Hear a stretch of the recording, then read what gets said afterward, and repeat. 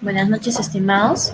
En 5 minutos estamos dando inicio a la sesión del día de hoy. Esperemos, por favor.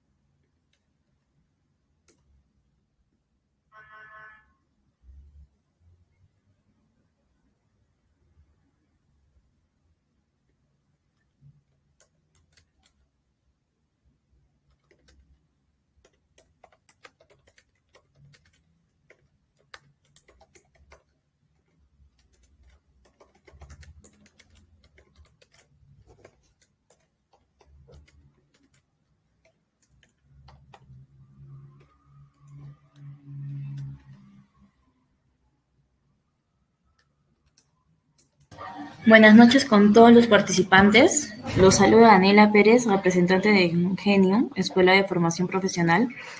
Ante todo, les agradezco por el tiempo que se están tomando al participar de la presente sesión webinar. Tengo conectada ya en sala a la arquitecta María Severa, quien es la docente titular del programa de alta especialización en dirección de proyectos de construcción.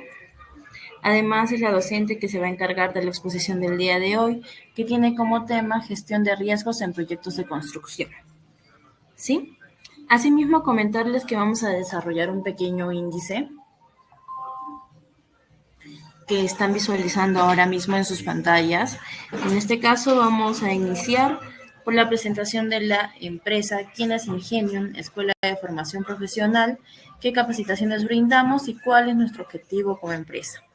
Cuáles son los beneficios que les ofrecemos y por qué ustedes deberían capacitarse con una de las mejores escuelas de formación profesional. De igual manera, les comentaré un poco sobre nuestra docente a cargo y enseguida se le va a dar el pase para que pueda desarrollar todo el contenido que tenemos preparado para el día de hoy. Al término de la exposición, sí vamos a pasar a una sesión de preguntas y respuestas, en la que sí me gustaría animarlos a que puedan sacar el mayor provecho de ella y puedan absolver todas las dudas y a la vez llevar todo lo aprendido a la práctica en las empresas o industrias donde estén laborando. Finalmente, les explicaré acerca del certificado que se les vamos a ofrecer por su participación en el día de hoy, en la presente sesión webinar.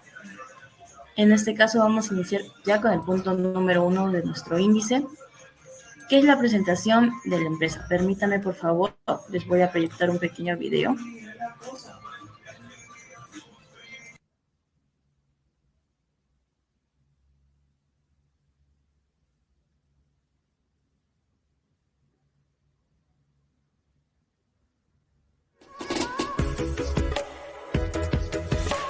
Somos la Escuela de Formación Profesional líder en capacitación dedicada a brindar programas de alta especialización buscando potenciar tu perfil. En Ingenium formamos profesionales competitivos aplicando una metodología de enseñanza de acuerdo a necesidades actuales de la educación con docentes de primer nivel y amplia experiencia en el sector. Contamos con 4 ventajas competitivas que harán de tu elección la mejor decisión. Calidad de docentes, altamente capacitados con maestrías y certificaciones internacionales. Control y seguimiento personalizado, para que en tu proceso de aprendizaje tengas la mejor experiencia. Clases online en tiempo real. Interactúa con tu docente y desarrolla casos prácticos. Seminarios web gratuitos, para que vivas la experiencia Ingenium antes de tomar una decisión. Especialízate, trasciende, crece. Ingenium, Escuela de Formación Profesional.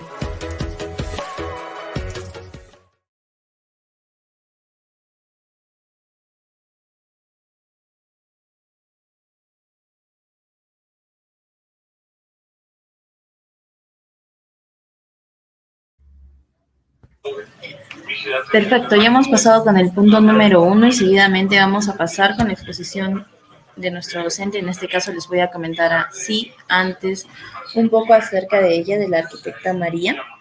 Ella también ya se encuentra en sala. Es arquitecta para la Universidad Nacional Autónoma de México. Cuenta con una maestría en energías renovables y proyectos energéticos por el Centro Europeo de Posgrado de Madrid, España. De igual manera está certificada a nivel internacional como Project Management Professional y también es instructor por el Project Management Institute, ¿sí? Cuenta con más de 29 años de experiencia profesional en arquitectura, construcción y gestión de proyectos.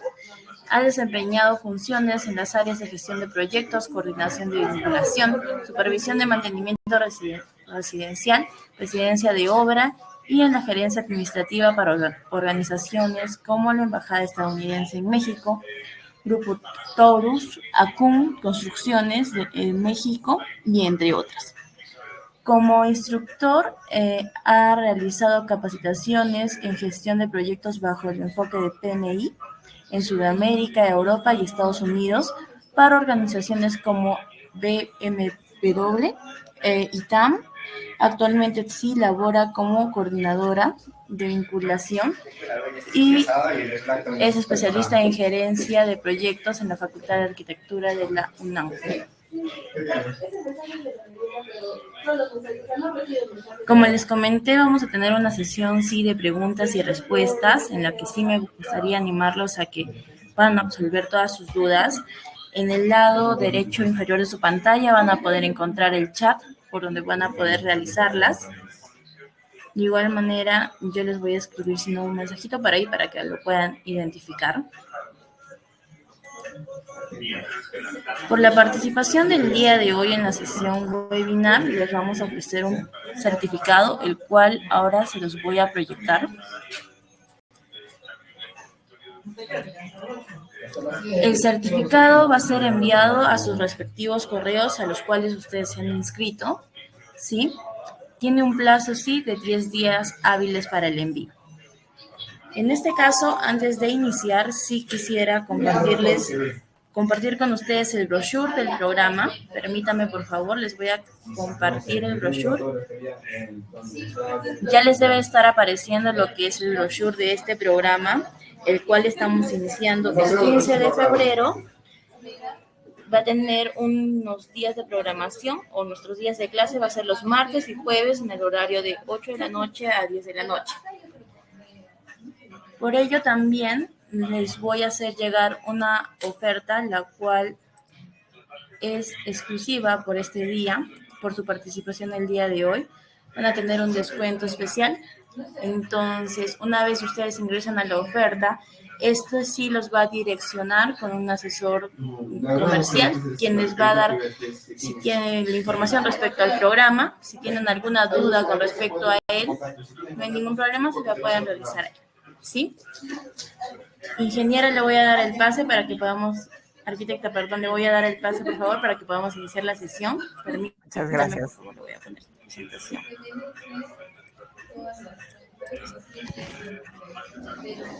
Listo.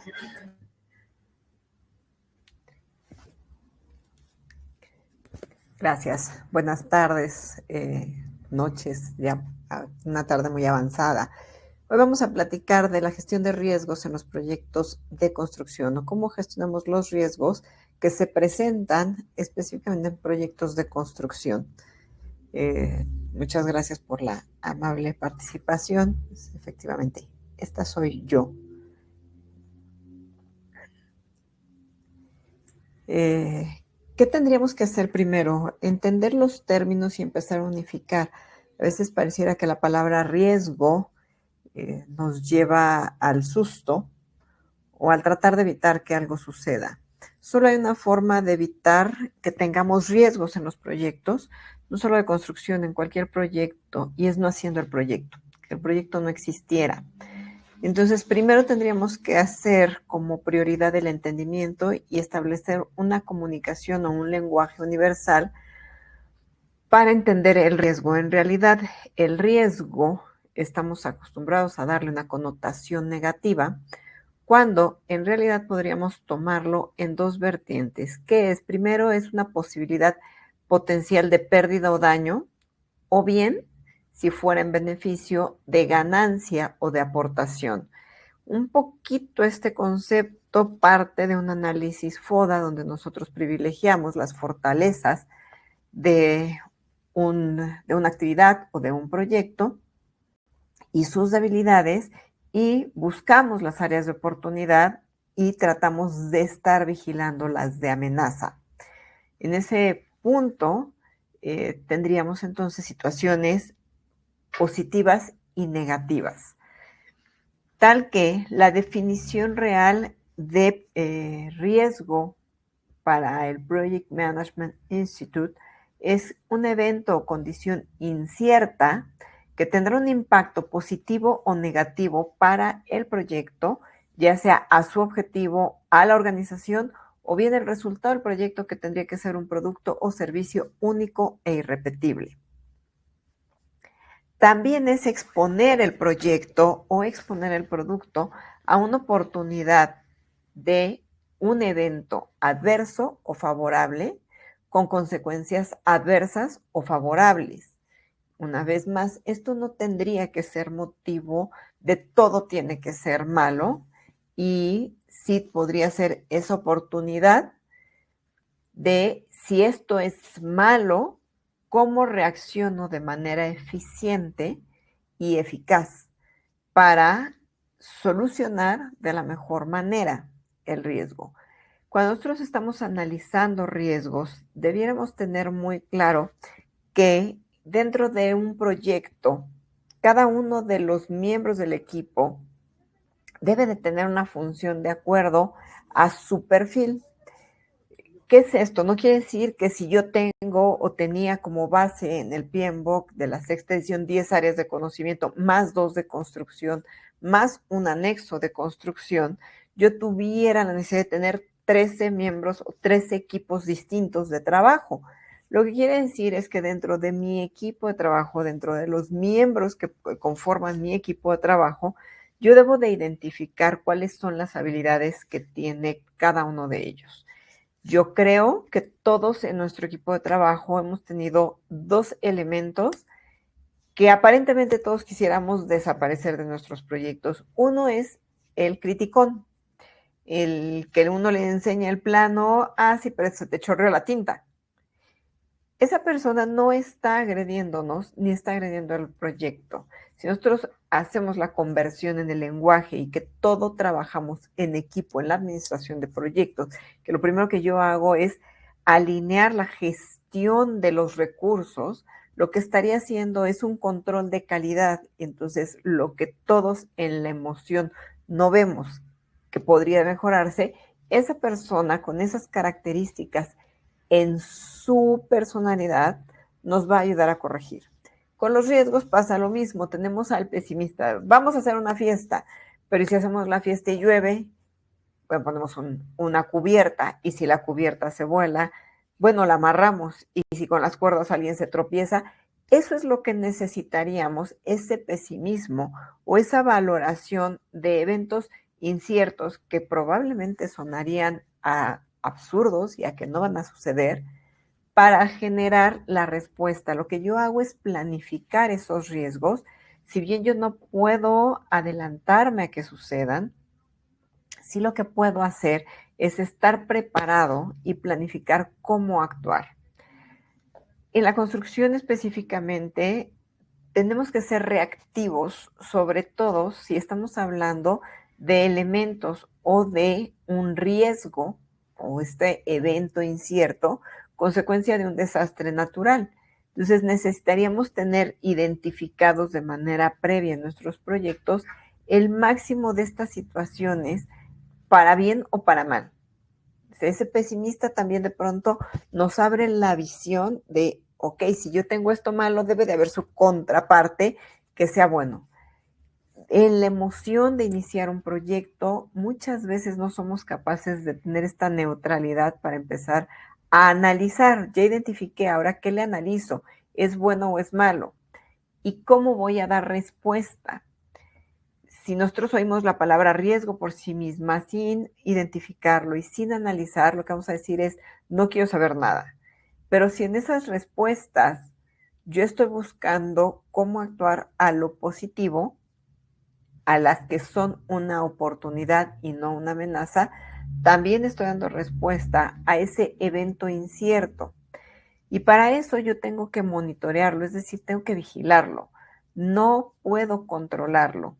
No hay forma de controlar los riesgos.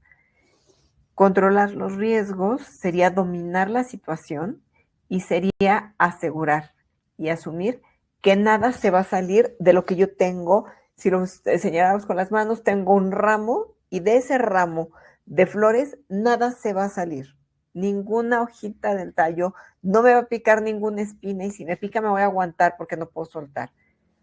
Eso sería controlar. Lo que sucede en los riesgos es que yo los voy a monitorear, estoy vigilando, soy capaz de vigilar lo que podría suceder. Y al estarlo monitoreando tengo que hacer una regresión o un circuito en el que voy y regreso para ir dando respuesta. En la construcción específicamente, si yo separo por etapas mi construcción, Si bien ya salí de la excavación y empiezo cimentación y yo digo, ok, en excavación ya no tuve riesgo, tengo que transferir tanto el valor económico como en temporalidad a la siguiente etapa. Ya salí de cimentación, no puedo desechar ni los recursos económicos que se destinaron a esas etapas para riesgos, y mucho menos el tiempo. Lo que hago es ir acompañándome de ese tiempo en donde voy superando los riesgos y no se han presentado para, en este caso, el proyecto tendrá siempre un buffer. Ese buffer yo lo puedo ir empujando hasta el final y hasta el último día del proyecto yo no podría decir no se presentó ningún riesgo. Esto, en la construcción específicamente dentro de la administración de proyectos, se mueve en algo que se conoce como ambiente VUCA, es decir, es volátil, es incierto, las siglas corresponden a las palabras en inglés, es un acrónimo en inglés, entonces la volatilidad, lo incierto, es complejo y es ambiguo. Y esto implica en esas letras volatility, uncertainty, complexity and ambiguity. Es decir, me genera ambientes de incertidumbre porque yo no puedo determinar categóricamente, y menos en los riesgos, que no va a suceder en algún momento. Se vuelve una validación constante de los supuestos. Ya salí de cimentación, ahora empiezo con la superestructura y entonces yo tengo que validar que mis supuestos hasta ese momento eran correctos o bien actualizarlos. Ir estableciendo la complejidad y la ambigüedad que nos provocan nuestros proyectos. Entre más complejo es un proyecto, más ambiguo es. Y es ambiguo hasta para gestionar los recursos. ¿Qué sucede si yo pongo más trabajadores en el espacio que me están requiriendo con urgencia? Cualquier parecido con la realidad es mera coincidencia. ¿Por qué? Porque todo urge para ayer, todo urge para antier. ¿Cómo lo vamos a hacer? No sabemos, pero lo tenemos que hacer y tiene que ser rápido. Pero entonces, pinto o no pinto, coloco loseta o pongo madera. Entonces, siempre tenemos una serie de decisiones que tomar de manera ambigua. Esta ambigüedad se da en un elemento, o más bien en una figura geométrica que está compuesta por 4 elementos dentro de la administración de proyectos, que sería el tiempo, el costo y el alcance. Y el cuarto elemento que queda en medio del triángulo es la calidad. Si yo jalo la calidad hacia alguno de los elementos, voy a jalar ese triángulo que está balanceado y lo voy a desbalancear. Entonces necesito saber cómo gestionar todo esto para no caer en un riesgo o no provocar un desastre que no es necesario. Tenemos factores comunes de riesgo en los proyectos de construcción, sin importar qué tipo de construcción es, qué género de edificación, o bien incluso si esto fueran puentes y carreteras, que no es una edificación cubierta, que no es un espacio habitable, que no es lo mismo que transitable, es decir, nadie se va a sentar a trabajar, salvo los que están en una caseta de cobro, no se va a sentar a media banqueta o a media carretera o al subir el puente para ver qué sucede, pero es un espacio que se transita, digamos, la escala solo se transpola o se transfiere a urbano. Y los factores que tenemos como factor común o como común denominador de los riesgos en la construcción son, la primera, la duración de nuestros proyectos. Los proyectos en la construcción, si bien tenemos algunos, como podría ser a lo mejor una remodelación menor de un local comercial, dentro de un local comercial cuya boutique es de 5 metros de fondo por 3 metros de frente, no lo podría considerar de la misma duración o complejidad que un hospital, y mucho menos un hospital de alta especialidad o un aeropuerto. Solo la duración desde su entrevista inicial por la fase de diseño, terminar la fase de diseño, empezar la fase de edificación y finalmente la transferencia, operación o commissioning, ¿cuánto tiempo lleva? Hay aeropuertos que han sido planificados y en ejecución aproximadamente de 10 a 12 años, desde que se empieza a plantear la solución de un proyecto nuevo de aeropuerto. ¿Qué otro factor podríamos mencionar? El cronograma. Nuestro cronograma se refiere a todo el tiempo que consideramos desde esa primera entrevista hasta el commissioning. Todo ese abanico se vuelve mi cronograma. Mi programa de obra solo es parte del calendario de un entregable y ese entregable es la construcción per se, es decir, la materialización. Pero eso no quiere decir que mi cronograma solo está enfocado al programa de obra. Son palabras que incluso si buscamos en el diccionario las podríamos encontrar como un sinónimo. Sin embargo, en su concepto y en su aplicación en la gestión de proyectos no es el mismo. Y esto tenemos tanto programa como cronograma, generalmente muy agresivos. Yo creo que el único proyecto en la historia que yo al menos conozco, que se tardó lo que se tenía que tardar y se terminó cuando se tuviera que terminar, fue la Capilla Sixtina, que al menos documentado está que cada que el papado le preguntaba a Miguel Ángel, ¿cuándo terminas? Él decía cuando se tenga que terminar. Yo, de mis manos, estoy segura que no voy a lograr sacar una Capilla Sixtina, entonces más vale que cuidemos ese tiempo, ese cronograma y ese programa específico, y eso lleva a una característica y a un control muy agresivo, en el que si yo tengo que duplicar esfuerzos, los tengo que duplicar y no siempre son con cargo a nuestro cliente. La complejidad técnica constructiva que pudiera presentarse. ¿Qué sucede si se presenta una complicación que técnicamente se tiene que resolver en sitio, dar la solución constructiva? Esto nos genera un riesgo. Supongamos la simulación de una estructura y una estructura que está en una zona fuera de la ciudad principal, que está incluso entre un poblado y otro, es carretera, entonces no hay señal de internet. ¿Cómo solucionamos? Tengo que solucionar técnica y constructivamente en el momento y en campo. Eso me lleva a un gran factor de riesgo, porque entonces cuando yo regreso del sitio a la oficina central para dispersar toda la información, muy probablemente la solución no era la correcta y voy a tener que retroalimentar con la que sí hubiera sido la correcta cuando todo el equipo dé otras posibilidades de solución. La peor solución o la peor respuesta compleja, técnica y constructivamente, no es la que se da de manera equivocada, es la que no se da, porque eso entonces nos impacta en otras áreas o en otras fases de nuestro proyecto de construcción.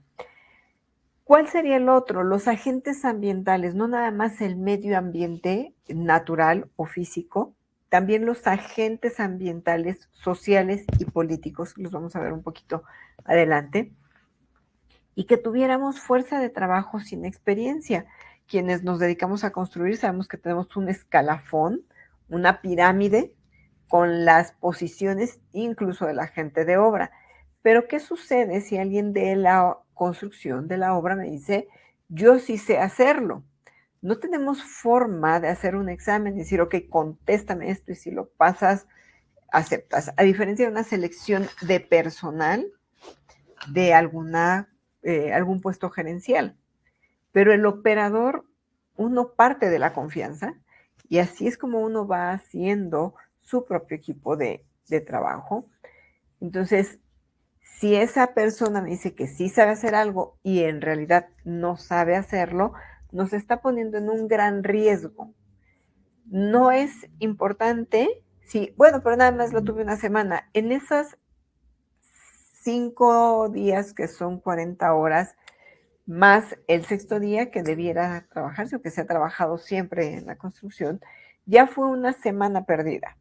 No es la curva de aprendizaje, son dos cosas muy distintas. Podría haber una curva de aprendizaje, pero fuerza de trabajo sin experiencia me está llevando a un factor común de riesgo que podría ser desde la pérdida de dinero hasta la pérdida de una vida humana. ¿Por qué lo pongo al revés y no en la prioridad humanística que debiera tener?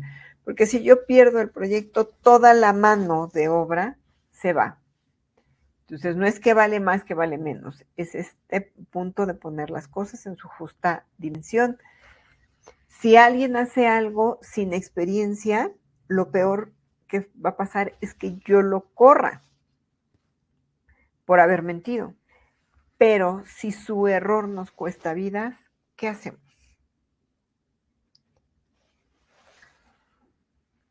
¿Qué otros factores comunes o un común denominador tenemos? Los interesados, ya sea de manera grupal, o gremial, como podrían ser los sindicatos, o como podrían ser el Colegio de Arquitectos, el Colegio de Ingenieros Civiles. Es muy amplio todos los interesados que tenemos en un proyecto. Nuestra mano de obra de campo también son interesados. ¿Qué otros riesgos tenemos que no puedo ni medianamente está en mi alcance o en mis manos poder dominar? La fluctuación o la actualización de precios. Ninguno de esos dos depende de cada individuo que somos nosotros. Son decisiones que están más allá de nuestras manos. Tener requerimientos regulatorios que yo haya omitido, que en la descripción de recursos yo haya omitido. Si los otros, no los que yo como gestor de proyecto, otros encontraron errores y no los notifican, dicen, bueno, es que ahora yo soy el afectado, tenemos que estar conscientes de qué papel estamos jugando y si a mí no me dan cierta información, yo voy a proyectar o voy a administrar el proyecto en el mundo ideal. Y ese mundo ideal a veces es mucho más cómodo y más flexible que la realidad misma y por lo tanto necesito tener la legislación, necesito tener elementos que regulen.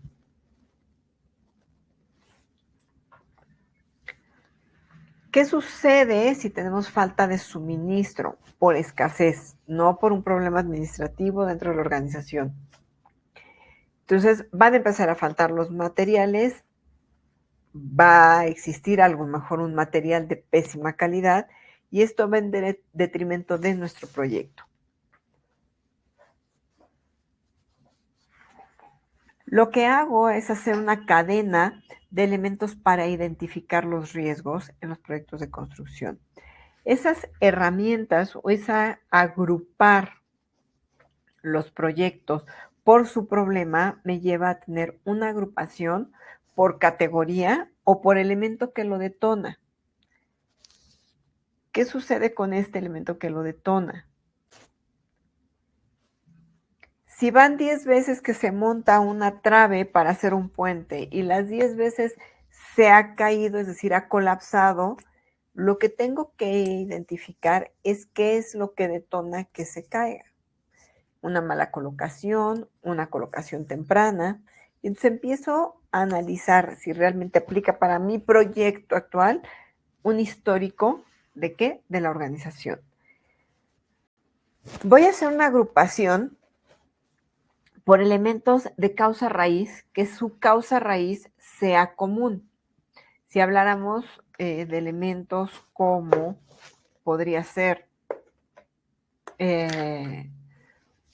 un aeropuerto o una carretera, donde de manera constante hay hundimientos diferenciales, por supuesto, mi riesgo, si empiezo otro tramo carretero, es que mi estudio de mecánica de suelo me arroje que sigo teniendo el mismo tipo de suelo, las mismas características. Entonces tengo una causa raíz. Todos los riesgos que sean consecuencia de este tipo de suelo. Y la otra es la forma que tenemos de aproximación, de acercarnos al proyecto. De estos 3 agrupamientos, yo tengo ciertas herramientas. Esas herramientas es la primera, determinar el origen del riesgo. Si es un riesgo interno que puedo mejorar en comunicación con los directores, es correcto. pero si es un proyecto que por su magnitud lo condiciona a que personas externas lo gestionen incluso, ese se vuelve un proyecto externo. El origen de esa aproximación o de la causa raíz está implícita en esta parte de interno y externo. Selecciono al hacer esta valoración si es un proyecto nacional o internacional. Perdón. Después hacemos una selección de posibles agentes o recursos que puedan dar solución. Si yo hablara de una estructura metálica con unas características muy específicas, tendría que buscar a un especialista para que incluso los detalles constructivos los proporcione, yo los pueda estudiar y pueda replicar. Ese sería el mundo ideal. Eso es lo que indica la gestión de proyectos. Para no obviar ni omitir ningún riesgo, lo que hago también es dar seguimiento puntual a la EDT y a la WS. Finalmente, necesito saber qué es lo que origina el riesgo. ¿Qué origina que yo lo tenga identificado y qué lo pone ahí? Puede ser mera percepción, pero tendría que estar documentado. No nada más tomo un riesgo o aviento un riesgo diciendo, anoche soñé con esto y nos va a ir mal. Tiene que estar documentado y eso muchas veces se va por juicio de experto. A mí, si alguien que se ha dedicado a la construcción en los últimos 52 años de su vida me dice, está mal y se puede pasar esto, se puede colapsar, yo en ese momento suspendo trabajo, porque está hablando la experiencia. Tal vez no lo puedo comentar, pero entonces empiezo a buscar la causa raíz de lo que está visualizando en experiencia. Esto lo conocemos en la administración de proyectos como experiencia o juicio de expertos. También tenemos según en qué fase ocurre y con cuánta recurrencia se da. Por eso dice según fase de ocurrencia, es qué tan frecuente ocurre y qué tan seguido es esa recurrencia. Si ya es un proyecto con una problemática que me lleve a riesgos, siempre cíclica, entonces lo que no estoy haciendo bien es mi proceso constructivo. Acuérdense que la administración de proyectos, yo no puedo hablar de procesos, tengo todo perfectamente adaptado, tailorizado, vamos a utilizar esa palabra, muy entrecomillado. Si yo digo tailoring es porque me van a hacer un traje a la medida. Estoy en estas condiciones de acuerdo a qué fase y finalmente determinar mi ciclo de vida del proyecto y del producto.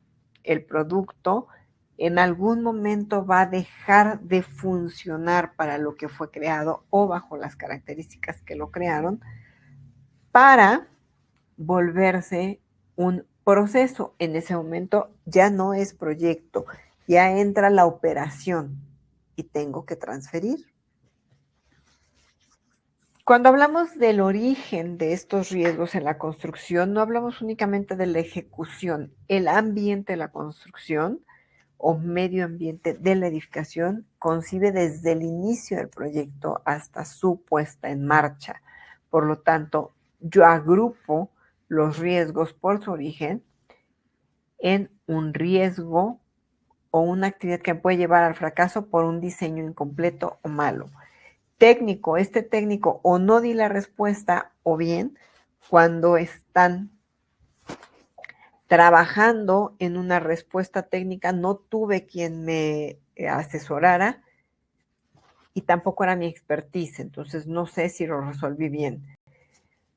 Tenemos si el origen es interno o externo. Que sea interno es a lo mejor hasta por políticas de la organización, pero si es externo, podría ser un factor natural el que estuviera llevando a ese fracaso. Que la organización haya cambiado las prioridades en los proyectos que conforman nuestro programa y por lo tanto la forma de gestionar esa organización o el proyecto dentro de la organización. Y finalmente el origen, que sea un riesgo para el negocio o que haya surgido el proyecto como respuesta a un riesgo presentado por la organización para el proyecto o para el negocio.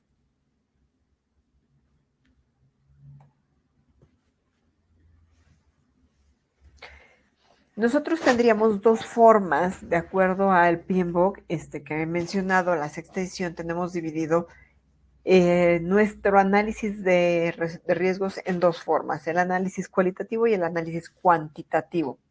El cualitativo me lleva más de manera muy subjetiva a trabajarlo porque estamos hablando en esa subjetividad de mucha aprensión o porque ya me ha pasado en otros proyectos. Y entonces siento el precedente y lo entrecomillo y lo hablo con mucho respeto. Esta parte de ya se presentó, entonces de manera cualitativa, es decir, por cualidades, yo digo, se puede volver a presentar, pero no lo puedo medir.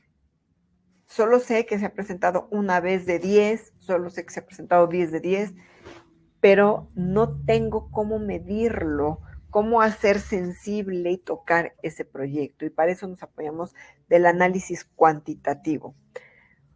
En este análisis cuantitativo vamos a empezar por poner una serie de métricas o de indicadores que tengan un valor numérico.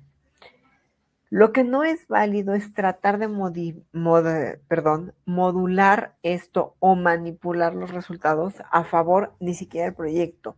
Nuestra lealtad siempre debe ser hacia el proyecto. Entonces, yo no altero resultados. Y para eso necesito simular. Y entonces hago simulaciones o simuladores. Pero tienen que ser parciales. Yo todavía no conozco a nadie que en su sano juicio, digamos, hacer una casa y si falla, lo vamos a medir. Y si los muros, hasta que termine la casa, todos los muros tienen un desplome de 10 centímetros, pues lo demolemos todo. Esto quiere decir, yo empiezo a simular escenarios y a dar respuesta a esos escenarios. Tema tan absurdo como el que les acabo de mencionar ahorita. Si se le ocurre a alguien, puede suceder. Nadie puede decir no me va a suceder, pero no me puedo esperar hasta ese momento para tomar acciones. Es decir, determino la posibilidad de lograr el proyecto con sus objetivos originales. Y con lo que voy a hacer estas simulaciones es con la calidad. Si disminuyo la calidad, ¿qué le gano al tiempo? ¿Cuánto dinero gano? O empiezo a jugar con esa triple restricción, con su cuádruple restricción en esto, para saber si sigo o no. Es una pregunta clave que se utiliza o una frase clave que se utiliza como esta valoración o esta asignación de valor cualitativo para los riesgos, que es y si sí sucede, y si no sucede. Entonces, hago simulaciones planteando escenarios y cómo voy a resolver esos escenarios. Necesito lo que está verbalizado, lo que está medido, para eso el análisis cuantitativo, analizarlo y regresar para evitar que se presente el riesgo. Tiene que ser una determinación realista. Muchas veces no nos gusta la realidad. En esto tendríamos que ser realistas en cuanto a costo, cronograma y alcance. En este punto la calidad sigue ahí y se sigue peleando pared con la forma para determinar que tiene que salir bien, como fue planeado, como fue pronosticado. Desarrolla entonces evolución constante de los proyectos. Da una respuesta certera, eficaz y eficiente. Y hago un análisis de costo antes de hacer esa respuesta inmediata para saber qué beneficio voy a obtener de esta simulación de costos. Si le subo o le bajo al costo, ¿cuál es mi costo-beneficio? El plan de respuesta para los riesgos en la construcción podría estar considerado como cualquier otro proyecto de otra industria en 4 elementos. Estos que están aquí mencionados es la parte negativa. Yo evito, yo transfiero, hago una aceptación o mitigo de las actividades malas, de las que no quiero que sucedan. Para esto lo hago, por ejemplo, el de evitar en etapas tempranas. ¿Qué es lo que no se vale dar como respuesta de evitar? Una cosa es evitar y la otra es evadir. Si yo estoy en un proceso constructivo y ya falló algo y mi intención es evitar, lo que en realidad estoy buscando es evadir. Sálvese quien pueda. Y como yo ya detecté el riesgo, yo soy el primero en correr. Eso no se hace. No en un tema de pórtate bonito, no se hace porque yo conozco el riesgo, conozco los orígenes y entonces si yo me regresara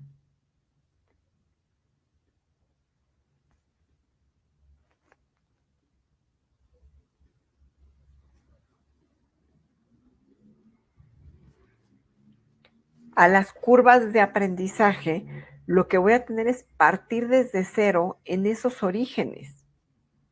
Mi origen, ¿qué es lo que provoca el riesgo? Si yo ya estoy en el proyecto, no me puedo salir corriendo aunque todos quisiéramos. Y se va volviendo un ciclo o cíclicamente se va a repetir con sus demás proyectos. Tengo otra forma de trabajar los riesgos de manera negativa, que es transferirlo. Y eso en la construcción lo hacemos a través de fianzas o bien de seguros de daños a tercero. Y después tenemos el mitigar. Muchas veces va de la mano el reconocimiento y eso implica un reconocimiento económico y un reconocimiento moral por parte de la empresa. Bonos a los ejecutores, es decir, a los trabajadores. Muchas veces estos bonos, la gente de obra es tan noble que con un taco, con una pieza de pan, se logran conformar. Si yo me fuera por aceptar el riesgo, ¿se dan cuenta? Esas flechas es una mera representación porque no tiene un orden, son los 4 elementos con los que yo gestiono un riesgo. O lo evito, lo transfiero, lo mitigo o lo acepto.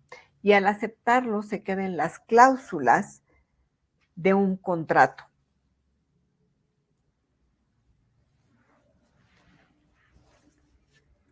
La industria de la construcción es una de las industrias que más seguros y fianzas presentan para garantizar el correcto uso del dinero.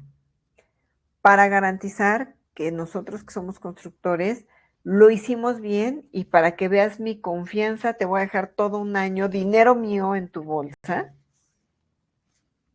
porque así se acostumbra, por vicios ocultos.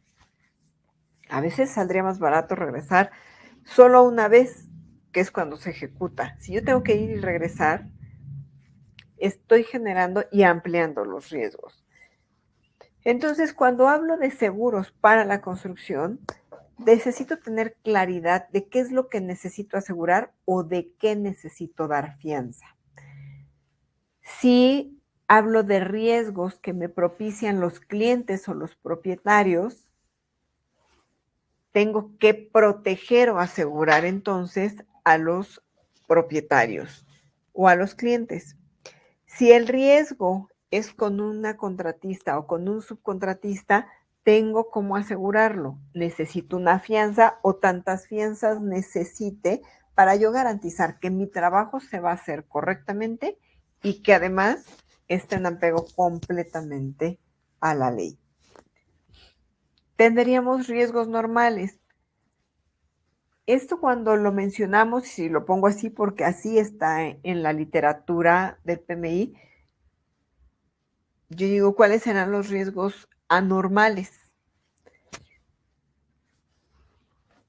podemos tener riesgos especiales, que son el siguiente paso, pero no son anormales. Un riesgo solo es riesgo, no tenemos por qué normalizarlo ni anormalizarlo. Si nosotros decimos el riesgo es normal, nunca vamos a estar listos para responder de manera correcta a ese riesgo, a que se presente o no el riesgo.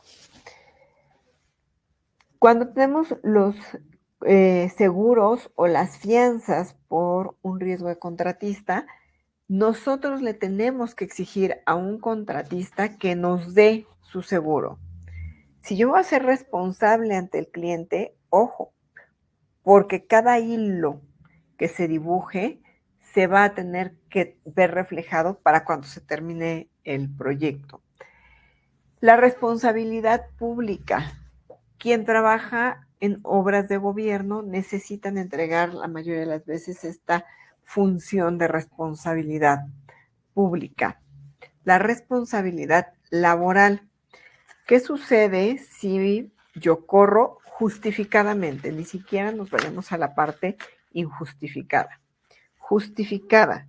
Se me ocurre correr a alguien. Necesito un seguro por si ese alguien me va a demandar. Estar preparado, porque el trabajador muy probablemente gane, aunque no tenga la razón. Falta de esa responsabilidad laboral y ética. Necesito un seguro o al menos un fideicomiso que me permita indemnizar a la gente si me quedo sin un solo proyecto de construcción. No podríamos decir, esto no va a suceder nunca. Ya no sucedió. Y lo tenemos muy reciente. Estuvimos guardados un tiempecito. ¿Y qué sucedió? Muchas empresas tuvieron que cerrar y lo que hacen es indemnizar por no poder sostener más ese proyecto. En el caso de los trabajadores de vida, proyecto trabajo para sostenerme desapareció de la noche a la mañana. Seguros, cuando yo le voy a comprar material a alguien, le pido sus seguros o su respaldo de documentación. Por ejemplo, la varilla podría subir, ok, pónmelo por escrito porque le voy a transferir ese seguro al patrocinador.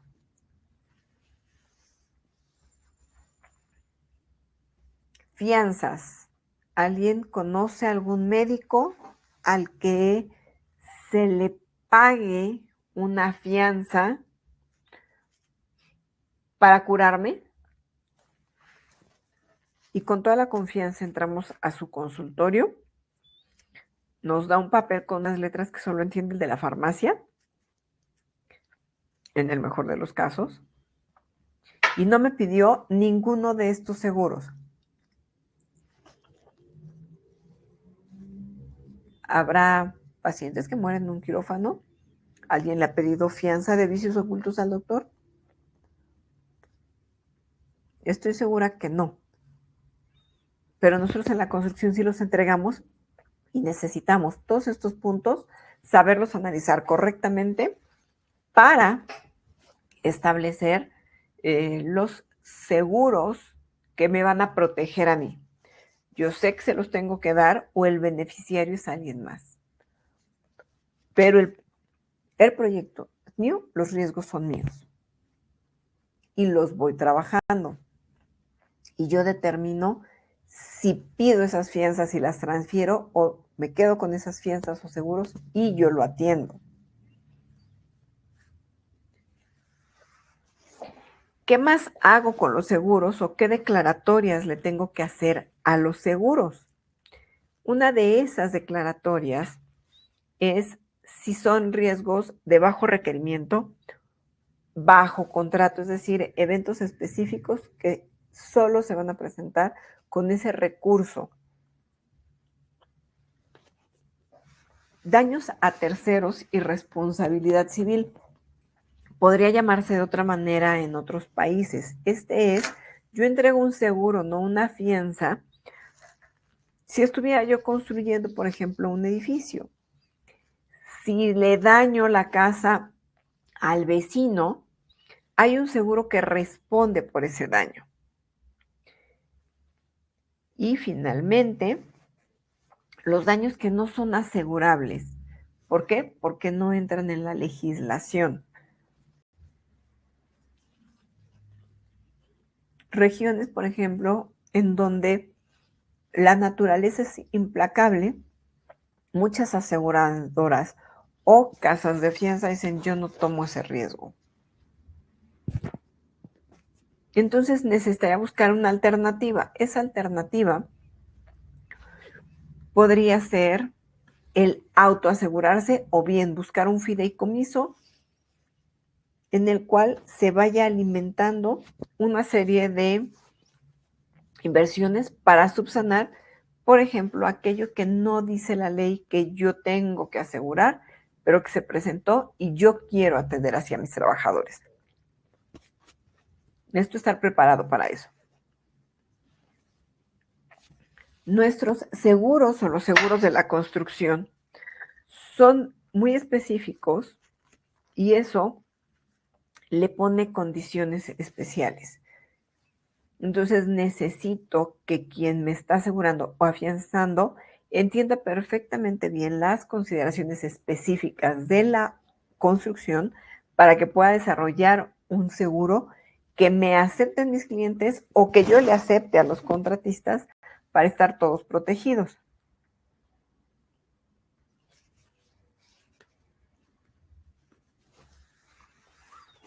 ¿Qué sucede con los riesgos?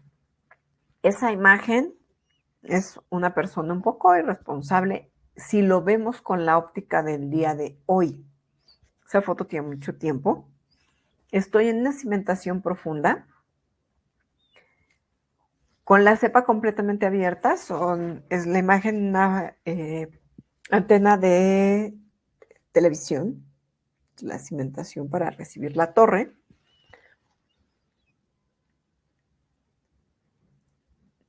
Y hago el silencio como para que observen y puedan listar todos los errores de seguridad para evitar un riesgo mayor del recurso humano que eso tiene. No tengo chaleco, no tengo casco, no tengo anteojos. No se ve ahí, pero me van a tener que creer. Estoy en tenis. Traigo una playera sin camisola, es decir, sin manga larga. Estaba en una isla.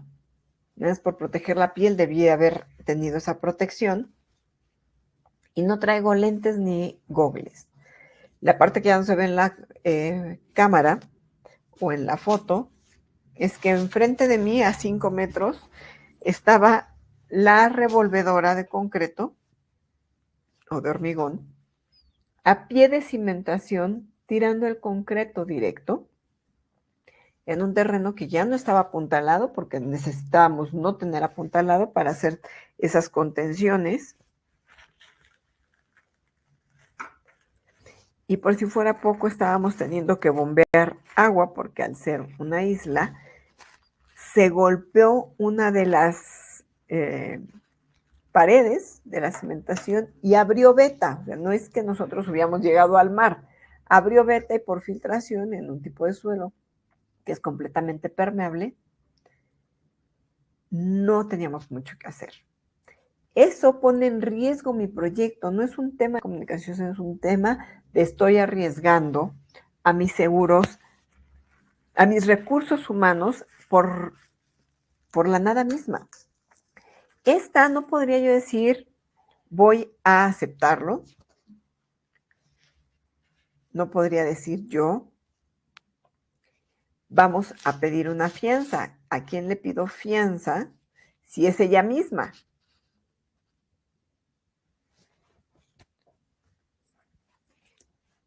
Entonces, lo que hago cuando no puedo dar fianza es tener un seguro que, por ejemplo, en este caso, cubra el daño a tercero o la responsabilidad civil. ¿Qué hubiera pasado si se deslava ese terreno y se resbala la revolvedora y abajo había 10 personas jalando el colado? Necesito tener con qué responder, económicamente hablando. Y por eso lo puse aquí como un factor de riesgo de seguridad e higiene. Y hay unas siglas al lado, HSSE. No es un error de dedazo, no estoy confundida. HSSE es porque todo lo que implica Project Management Institute a través de PMI o lo que está estipulado para la gestión de proyectos por PMI, específicamente en el rubro de la construcción, saca esta extensión y menciona seguridad y seguridad. En español nosotros tenemos solo una palabra seguridad y por eso es que en México la mayoría de las empresas que tienen estos departamentos se conoce como EHS o HSE, no siendo así en Chile. Chile tiene otras siglas. Pero ¿por qué en inglés, que es de donde estamos tomando esta extensión, lo proyectan así? Ellos tienen Safety and Security. Y entonces estamos hablando en el safety de mantener y conservar la integridad de nuestros colaboradores bajo el nivel que sea. Y el otro punto, el de security, es garantizar que no les van a robar sus herramientas y que tengo protegido el lugar, que incluso tengo un control de cada uno de los elementos que se integran al proyecto y que sé que no van a afectar en nada. La realidad es que cuando estoy gestionando la seguridad de higiene, estoy haciendo un plan y tengo que revisar de manera constante, por no decir diaria, que se esté cumpliendo ese protocolo. Por lo tanto, juzgando por la foto que está ahí, lo que me hacía falta era control de tiempo y ejecución. Y entonces se presenta parte de ese triángulo del que hablábamos. Costo, tiempo y alcance, y creamos que en medio se queda calidad, o bien quito alcance y pongo la calidad, y entonces sigo teniendo este triángulo. Control de la seguridad está con mayúsculas por esto que les comenté, Safety and Security. Control y mejora de calidad de los entregables, buscando una reducción sustancial en los retrasos y buscando cuál es la afectación potencial para entonces mitigar o desaparecerla. No es arte de magia el desaparecerles, atenderla con la prontitud y tener la respuesta correcta ante el evento incierto.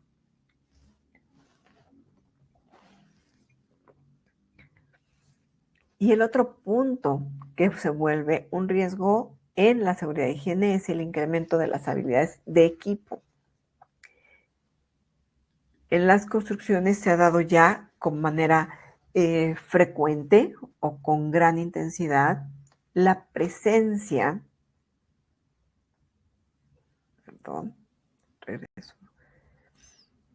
de transferencia de conocimientos a un equipo. ¿Qué pasaría si yo hubiera utilizado esto, que se conoce como RFID, para evitar esto otro? Del México continental, esto está en México, hay muchas islas, esto está dentro de una isla.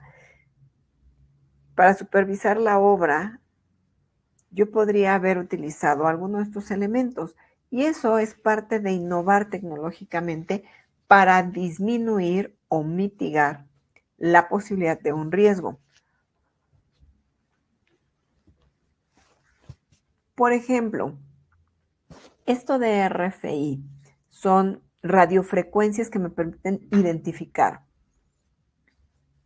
Si yo tengo una bodega y todo entra inventariado o de manera mucho más eficiente, de mejor costo, a través de un QR, cuando me piden algo de la bodega, se puede sacar, se escanea y entonces mi inventario siempre es correcto. Es lo más cercano a la realidad. Esto se basa en la innovación tecnológica y así lo marca el PMI, innovación tecnológica en la construcción. poner estos sensores alimentarios o poner sensores de proximidad, por ejemplo, en una cimentación como en la que estoy en esa foto, donde el chaleco trae ese sensor. Por supuesto, todo es un software que está programado y que está instalado en el cerebro que ustedes manejen, es decir, en el ordenador que ustedes manejen. Y entonces me mide qué tan cerca o tan lejos está el portador de ese chaleco y evitamos riesgos de integridad. Esto me lleva a gestionar mis recursos humanos y mejora la seguridad, es decir, el security. Sí, va a mejorar la gestión del recurso humano y eso es valorado, pero en cuanto a la seguridad, va a hacer que se disminuya el posible problema de la seguridad de un robo y va a hacer que se vaya empujando ese buffer del que hablamos al principio, lo vamos empujando a que sea la salida de nuestro proyecto y que logremos el último día de la etapa de construcción de nuestro entregable construcción sin haber tenido ningún accidente ni incidente. Entonces estoy gestionando con proximidad ya sea maquinaria o el factor humano y también me lleva a tener una mejora de la seguridad y seguridad, de las dos S's. El equipo de material, incluso hasta podríamos considerarlo como maquinaria, nos sirve para controlar a distancia. Estamos eficientando tiempos, pero no solo eso. Por ejemplo, si yo uso un dron para supervisar y controlar el avance, no quiere decir que yo como project manager ya no tenga que ir a la obra o a la construcción. Lo que quiere decir es que tantas veces yo necesite información la puedo obtener prácticamente sin ir al sitio y sin estar en campo, pero no estoy arriesgando a nadie.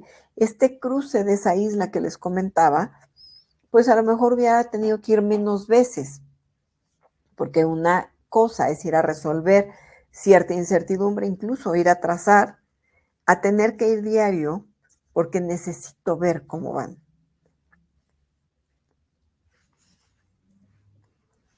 Esto me va a ayudar en ese control de avance, incluso a vectorizar. Y si yo puedo vectorizar, puedo graficar.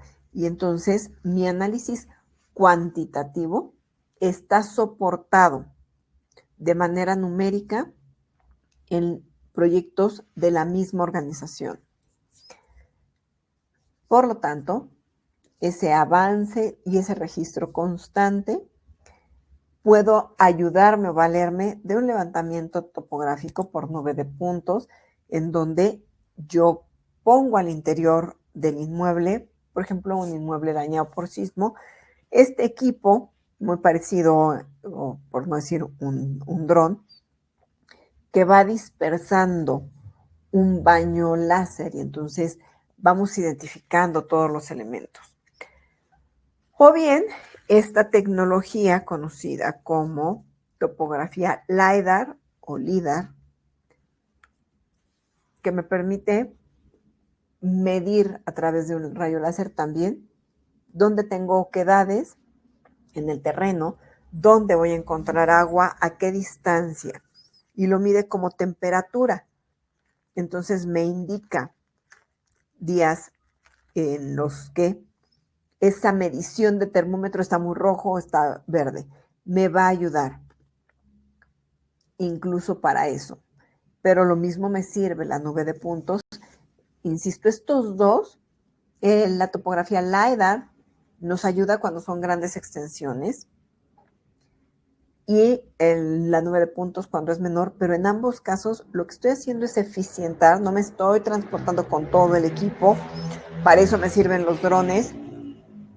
Lo que hago es eficientar y justo con esto hago una disminución de huella de carbono, porque en esta aportación de optimizar también estamos buscando disminuir en la industria de la construcción la aportación de huella de carbono. Y hoy es sí o sí algo que tendríamos que preocuparnos por hacer. Este es un plano de una vivienda con varias características. La primera es una vivienda patrimonial, está en México país, está en el estado de Guerrero. Y fue una casa, la primera condición es donde está. La segunda fue dañada en un terremoto que hubo en 2017. Y tercer punto, cualquier persona que entrara corría el riesgo de que se colapsara la estructura, la techumbre. Entonces se opta por meter este equipo que al sobrevolar e ir bañando con láser, lo que hace o me genera es una nube de puntos que se entrega, como están viendo ustedes, con esa muy poquita definición, esa nube de puntos. Pero una vez que tengo la nube de puntos, soy capaz de vectorizar. Y entonces es esta matematicación, suena muy extraño, pero es topografía geomatemática, perdón, el trabalengua. Me pueden vectorizar y de aquí me dan un plano. Quien me hace este servicio, me hace la nube de puntos, me entrega este modelo y me entrega el plano vectorizado en cualquier aplicación de CAD que se le pida. Y entonces estoy eficientando los recursos y los riesgos los estoy disminuyendo. Si es un edificio que está dañado por un sismo, podría colapsarse en cualquier momento. La siguiente característica de este inmueble es que estuvo preso ahí uno de los héroes de independencia de México. Por lo tanto, la conservación del inmueble es mucho más rigurosa porque tiene un valor patrimonial y un valor histórico. Entonces, meter mucha gente no solo me pone en riesgo a las personas, sino pone en riesgo el colapso y que se pierda parte de la historia que todavía hoy hace hervido como testigos desde 1810 hasta ahorita. Para proteger de un daño, es decir, mitigo el riesgo de mi personal, lo que se usa son exoesqueletos. Hoy a mí me parece que todavía un tanto limitados, con algunas salvedades. Por ejemplo, en la primera imagen está un tablarroquero haciendo uso de zancos.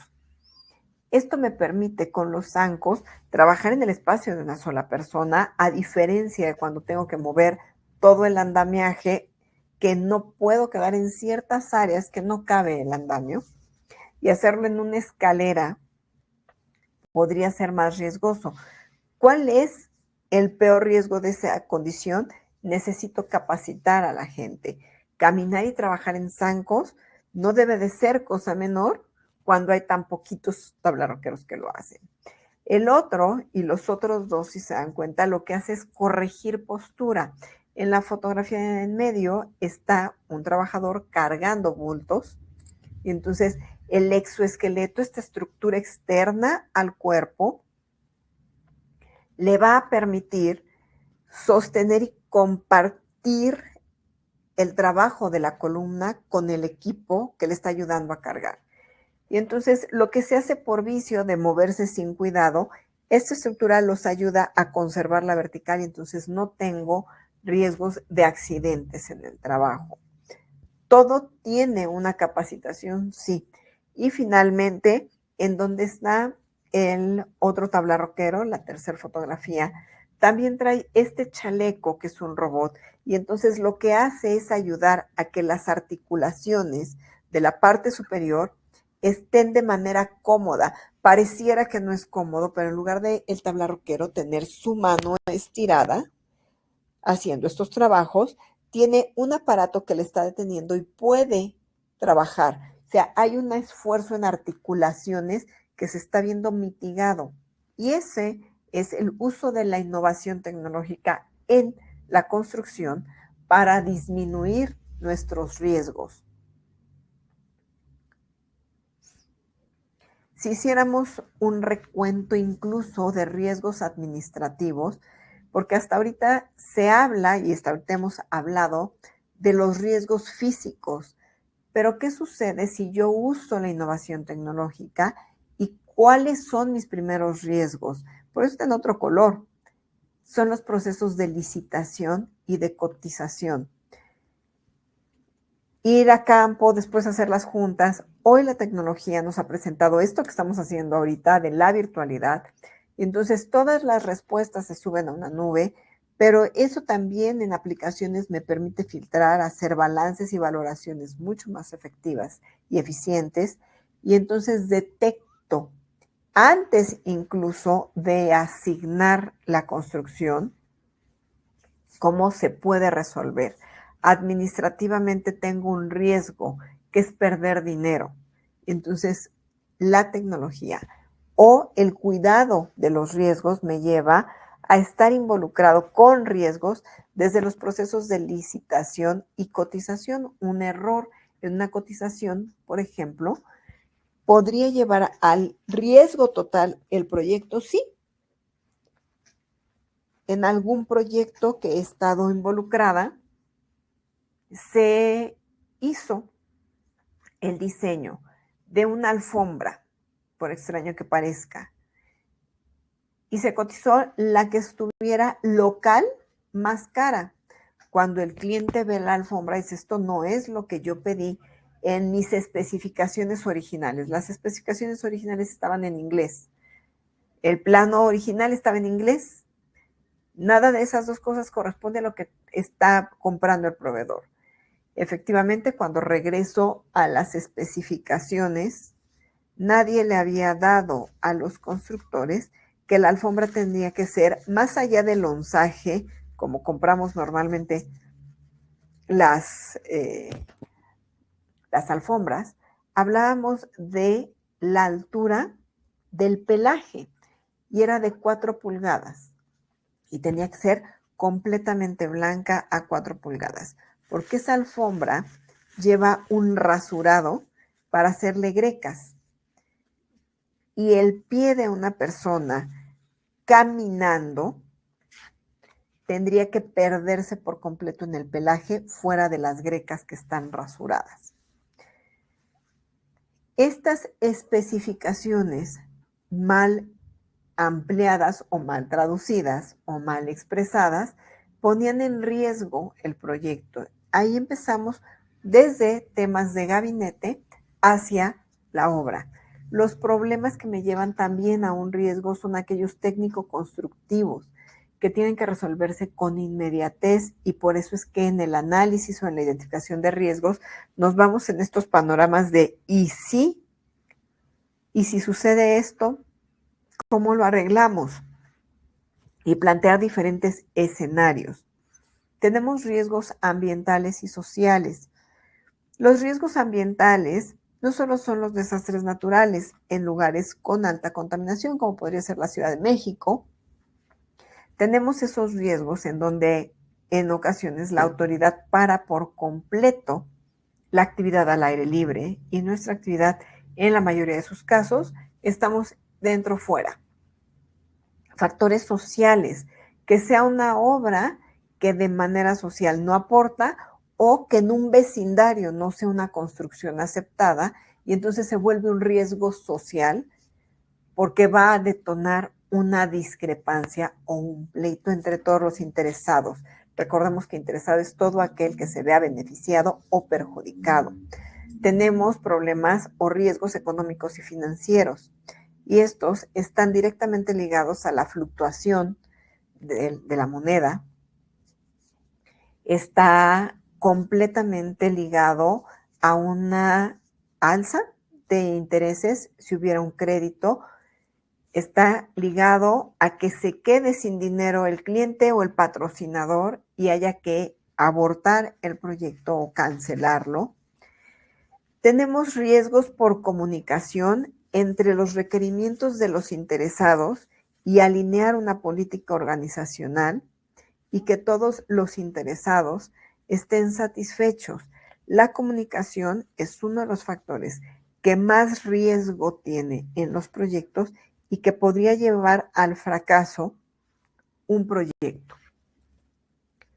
Tenemos también riesgos contractuales, letritas chiquitas de los contratos, esas letritas que a nadie nos gusta leer y que a veces omitimos, y en la lectura de omitir, lo que estamos haciendo es comprar un riesgo que podría haber sido mitigado o ni siquiera considerado si lo hubiéramos visualizado. Es decir, lo visualizo, lo considero, pero avanzo hacia donde el proyecto, desde su contratación, no tenga ese riesgo. Es decir, hago mis negociaciones preliminares con mi cliente, con el usuario final,